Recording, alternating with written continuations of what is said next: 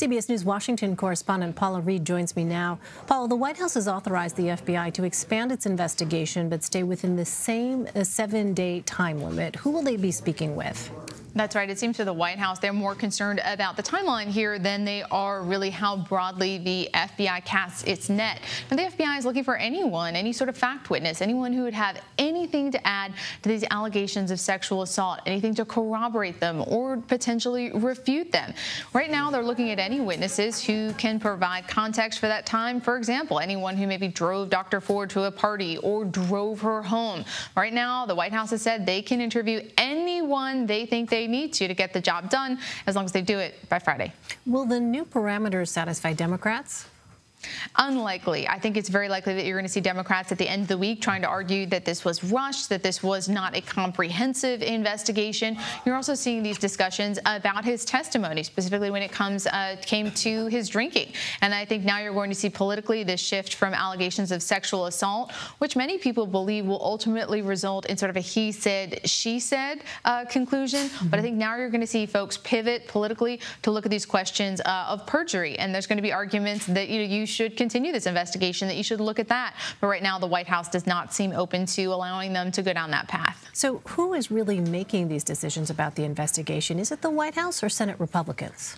Well, think of this as a background check. The White House is the client, and they are having the FBI conduct this background check. So it's the White House that determines the parameters for this and how far that this can go. In the press conference today, the president said he's leaning on the Senate, but the FBI is leaning on the White House, and the White House is leaning. It was very circular and very confusing, but ultimately the way this works is the White House lays out the parameters, the FBI follows that, and ultimately the Senate could receive the findings of this investigation. But when the president said, I'm going to do anything the Senate wants, he just means that his personal attorneys in the White House, that they are going to signal to the FBI how to handle this investigation to satisfy Senator Flake and others who wanted this pursued.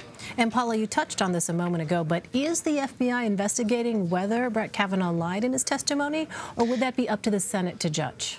Not at this point. The White House has only sort of given the FBI the power to investigate claims of potential sexual assault. They have not expanded that to include whether or not he was fully honest about his relationship with alcohol and about his drinking. But as I said, I don't think Democrats are going to be fully satisfied with that investigation. But Republicans and the president, they're going to argue that, look, whether or not he was heavily drinking 36 years ago, that is not really material to whether or not he can sit on the Supreme Court. But I do think slowly we're seeing this conversation more from one just about sexual assault allegations to questions about whether or not he was fully honest about his drinking habits. And that kind of breaks into two camps. Some people who are like, what does it matter? Plenty of people drink in high school, but other people are like, well, it's not about the drinking. It's about little lies and whether or not that signals potential bigger lies that he may be telling. All right, Paula Reid for us in Washington. Paula, thanks so much.